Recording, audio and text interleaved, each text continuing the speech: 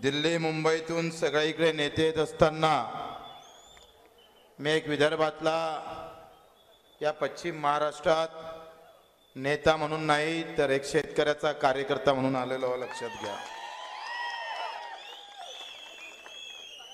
मी पाहतोय गेल्या 20-25 वर्षामध्ये या राजकारणी लोकांना तुमचं आमचं वाटोळं कसं केलं ते वेगळं सांगायची काही गरज नाही आहे।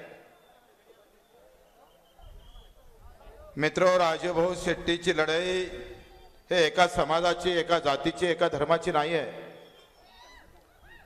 तुम्ही आम्ही जे काही 20 वर्षापासून काम करत असेल या चळवळीत उभे राहिले असणार,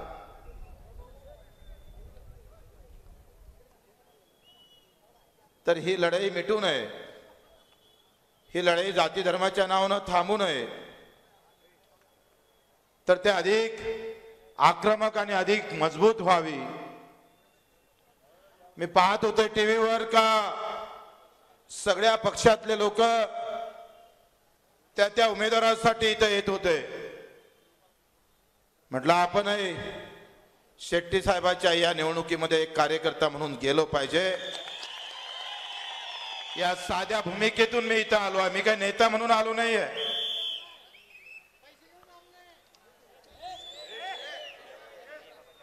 दिग्विजय ज्या पद्धतीने बोलले, इथे जे काही कार्यकर्ते आहे यांनी सगळ्यांनी घरावर तुळशीपत्र ठेवून काम करणारी लोक आहे। असं नाही एखाद्या पक्षातल्या लोकांनी चिकन मटन आणि दाबा बटन अशातल्या विचाराची लोक इथं नाहीये। आणि तुमच्या आमच्या समोर जे काही गणित मांडलं जातं ते गणित किती चुकीचे आणि किती धार्मिकतेवर नेण्याचा प्रयत्न करताय ते सुद्धा तपासणं गरजेचं आहे। मित्रो, छत्रपती शिवरायानं म्हटलं होतं का पिकाच्या देठाले हात लावू नका। छत्रपती शिवरायाचा झेंडा भगवा होता म्हणून आम्ही छत्रपतीला मानतो असं नाहीये। छत्रपतीचा झेंडा भगवा असण्यापेक्षाही तो शेतकरी शेतमजुरासाठी खऱ्या अर्थानं मजबूतीने पकडला होता म्हणून आम्ही त्यांच्या सोबत आहोत। हा अजेंडाचा प्रश्न आहे। झेंडा कोणत्या रंगाचा आहे ते आम्हाला माहित नाही, पण तो झेंडा पकडला ना तो माझ्या शेतकरी, शेतमजूर, कष्टकरी, कामकरी, आपला असेल, आमची दुखी असेल, जे जे काही कष्टकरी असेल, कामकरी असेल, त्यासाठी छत्रपतीनं रयतेचं राज्य उभं केलं आणि सैनिकाला बजावून सांगितलं, खबरदार जर शेतकऱ्याच्या पिकाच्या देठाले हात लावान तर कापले जाण असा म्हणणारा राजा। आता तर हरामखोरो तुम्ही आमच्या खिशात हात टाकायला लागले। अरे शेतकऱ्याच्या पिकाच्या देठाले पिकाले म्हणत नाही, पिकाच्या देठाले। सरकार जर शेतकऱ्याच्या खिशात हात टाकत असेल तर ते हात छाटण्याची ताकद तुमच्या आमच्यात आली पाहिजे। तो कोणत्या जातीचा आहे, धर्माचा आहे, पंथाचा आहे मला माहित नाही, त्याचा धर्म त्याचा प्रिय असू दे, त्याची जात त्याची प्रिय असू दे, पण आमचा बाप एकच आहे आणि तो शेतकरी आहे, लक्षात असू दे। तुम्ही एका इकडे गर्व से कौम हिंदू आहे असं म्हणत असाल, कोणी गर्व से कौम मुसलमान आहे असं म्हणत असाल तर ते जरूर म्हणा, पण एक नारा तो इस देश में ऐसा भी लगना चाहिए, गर्व से कौम किसान है, इस देश की शान है। हा शेतकरी एका दाण्याचे 100 दाणे करणारी औलाद आहे आमची, पण कारखानदाराच्या घरी नफा जात आणि शेतकऱ्याच्या वाट्याला तोटा येत। जयंतराव, तुम्ही अर्थमंत्री होते, तुम्ही या राज्याचे 2-3 वेळा अर्थमंत्री होते। अगर छत्रपति शिवाजी महाराज को अगर मानने वाले होंगे तो हमको भी बता दो। जयेंद्र, तुमच्या बजेट मध्ये शेतकऱ्याचा हिस्सा किती ठेवला ते पहिले सांगा। 5 लाख कोटीच्या बजेट मध्ये जेव्हा जयंतराव वित्त मंत्री होते, या राज्याचे जेव्हा ते अर्थमंत्री होते, तेव्हा 3 ते 4 लाख कोटीचं बजेट होतं। त्या बजेट मध्ये अपंगाचा वाटा किती होता जयेंद्रराव? त्या बजट मध्ये माझ्या शेतकऱ्याचा वाटा किती ठेवला होता? अगर तुम मर्द हो तो हमें भी बता दो. अरे 3 लाख 4 लाख कोटीच्या बजेट मध्ये आमच्या शेतकऱ्याला 20,000 कोटी फेकून मारल्या जातं. फक्त लड़ाई धर्म की नहीं है, हक की है, हमारी हक की है. ये लड़ाई हमारे हक की है. त्या 3 लाख 4 लाख कोटीच्या बजेट मध्ये तुम्ही 2.25 लाख रुपये 20 लाख लोकांना दिले. फक्त 20 लाख. आणि 7-8 कोटी मध्ये असणाऱ्या आमच्या शेतकऱ्याच्या माथी आले फक्त 20,000 कोटी. का आम्ही पेटून उठत नाही? ही लढाई एका जातीची धर्माची नाही आहे मित्रो. ज्या काँग्रेस वाल्याला आता पुडका आला, त्या काँग्रेस वाल्यांनी 2004 मध्ये स्वामीनाथन आयोग स्थापित केला. 2004 मध्ये स्वामीनाथन स्थापित केल्यानंतर 2 वर्षानंतर स्वामीनाथननी मेहनत केली. 2006 मध्ये स्वामीनाथनचा आयोग पूर्ण झाला. पण 10 वर्ष काँग्रेस होती पंजा घेऊन. 10 वर्षात एकही शिफारस काँग्रेसनं मान्य केली नाही. तुम्हाला पाडून बीजेपी का आली? कारण तुम्ही करंटे निघाले खऱ्या अर्थानं. म्हणून तुमच्या मनगडात ताकद नव्हती. आम्हाला पंजा सांगत होते, पण आमचा हात तोडण्याची व्यवस्था तुम्ही करून ठेवली होती काँग्रेसमध्ये. स्वामीनाथनांचं काय म्हणणं होतं? मी माझ्या गाडीत बसता बसता आमच्या तरुणाला विचारत होतोय का उसक किती येतोय तुमच्या एका एकरीमध्ये. कोणी सांगत होतं 40 टन, कोणी म्हणत होतं चांगला पिकला तर 80 टन. स्वामीनाथन काय म्हणताय? उत्पादन नाही, उत्पन्न वाढलं पाहिजे. उत्पादन बढ़ने से नहीं बढ़ता काम. खिशात पैसे किती येतं? आम्ही 40 टनाचा ऊस आम्ही 80 टनावर घेऊन गेलो. पैसे 40 टनाचे येत असत तर त्यामध्ये शेतकऱ्याचं भलं होऊ शकत नाही. स्वामीनाथनची पहिली आणि खऱ्या महत्वाची शिफारस कि उत्पादन बढ़ने से कुछ नहीं होगा, उत्पन्न बढ़ना चाहिए. उत्पन्न म्हणजे पैसे जास्त आले पाहिजे. अरे 200 रुपयानं जरी काटा मारला जयंतराव तर 3 एकर शेतकऱ्याचे आम्ही पाहतोय 24,000चा झपकट केलाय तुम्ही. अरे तुम्हाला मत नाही. जे मत मागायला येणार ना त्याला खड्ड्यात घातल्याशिवाय राहणार नाही, अशी शपथ घेणं गरजेचं आहे. अरे 3 एकर वाल्या शेतकऱ्याचे जर 24,000 पर इयर तुम्ही जर आम्ही पाहतोय आमच्या खिशात तुम्ही हात टाकत असाल तर गणित आम्ही पाहतोय ही लढाई हक्काची आहे, तुमची आमची आहे.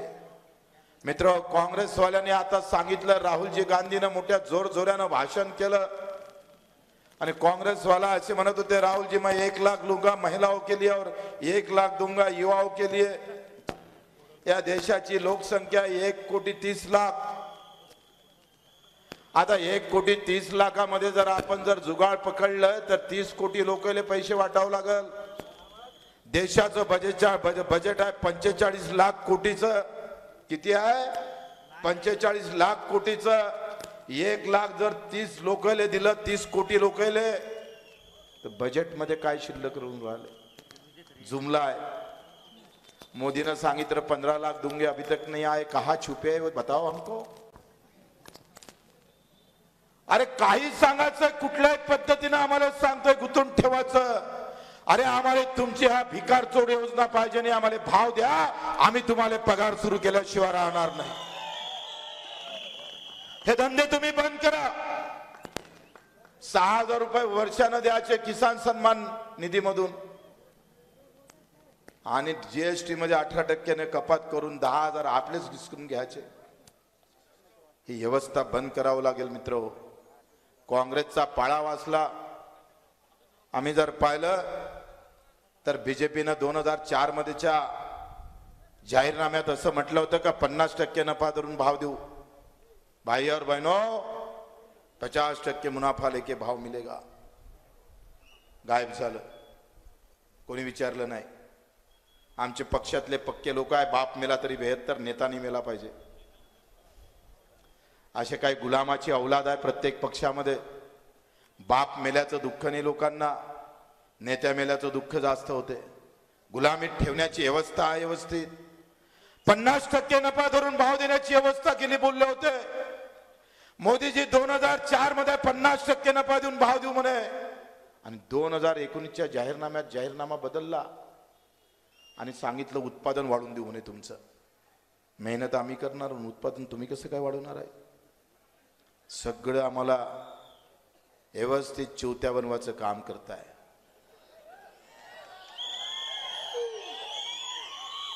आम्ही एवढे मूर्ख थोडे राहिले. काल योगीजी आले आणि योगीजीने म्हटलं, भाई कांग्रेस मुस्लिम आतंकवाद लाना चाहती है और हमको बोलती है कि तुम भगवा आतंकवादी हो. हे मुस्लिम और भगवा का ही आतंकवाद नहीं है. ते म्हणता ना, मुस्लिम भी खतरे में नहीं है और हिंदू भी खतरे में नहीं है. खतरे में तो किसान है भाई, हमारा मजदूर खतरे में आया है. हे तुम्हाला आम्हाला सगळ्या पद्धतीने व्यवस्थित धर्म आणि जातीच्या नावाने घुमवण्याचं काम करताय. एका इकडे सांगायचं मुसलमानाचं नाव, दुसऱ्या इकडे सांगायचं हिंदूचं नाव.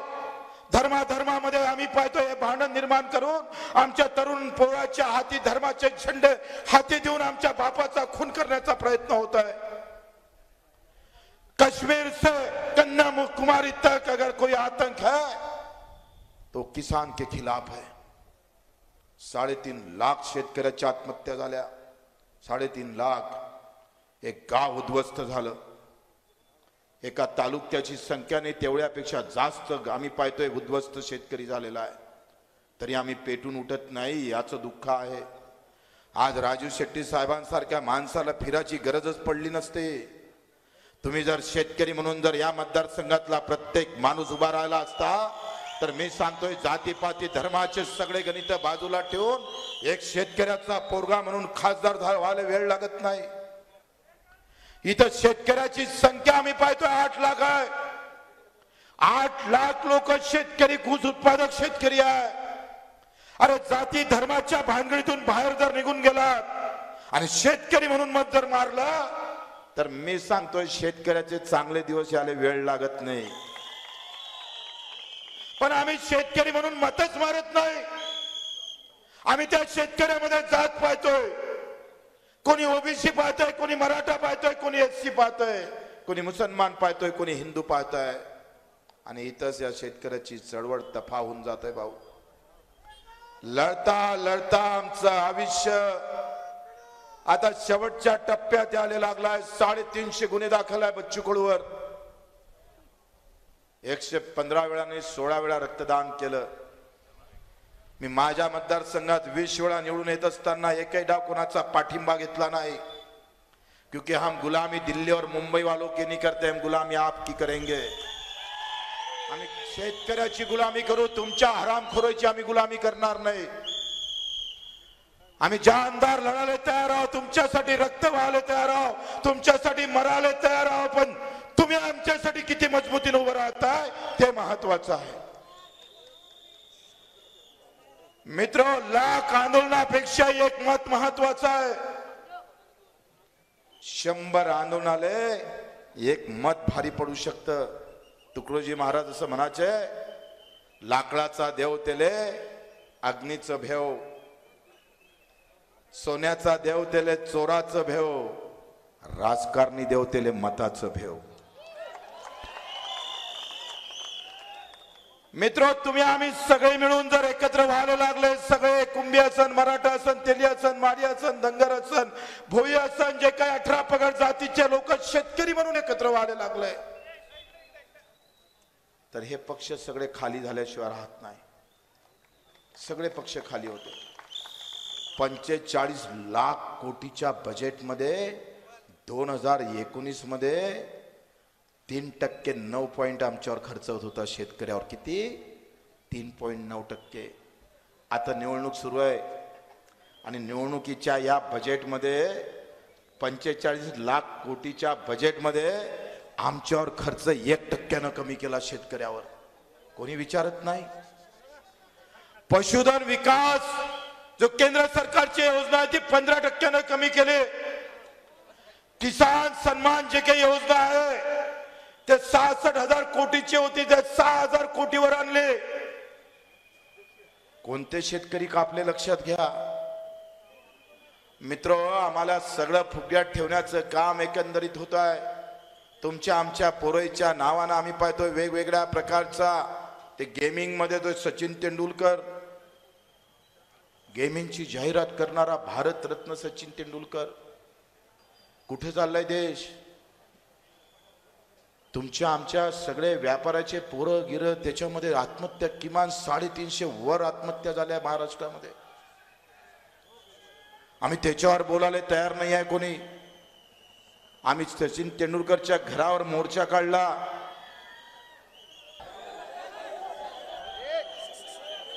मित्र, अतिशय चांगलं वातावरण या पूर्ण मी जेव्हा फिरत आलोय, दिवसभर फिरत होतोय, लोकांना प्रश्न विचारत होते। जे 2 उमेदवार आहेत त्याच्यावर एकही गुन्हा शेतकऱ्याच्या हितासाठी दाखल नाही, पण एक बट्ट आम्ही पाहतोय मर्द मावळा राजूजी शेट्टी आहे, शेकडो गुन्हे ज्यांनी शेतकऱ्यासाठी दाखल करून घेतले आहे। मित्र, आता थोडं 2-5 मिनिटं बोलतो आणि संपवतोय। आपला भिडो 75व्या वर्षामध्ये कोण सुखी झाला आणि कोण श्रीमंत झाला, व्यवस्था कोणाच्या बाजूने उभी राहिली। आता आम्ही पाहतोय 14 लाख कोटी रुपये ज्या 3 लोकांचे माफ झाले, आणि हे माफ करताना कुठल्याही प्रकारचा विरोध संसदेमध्ये झाला नाही। सक्षम न्यूज 24।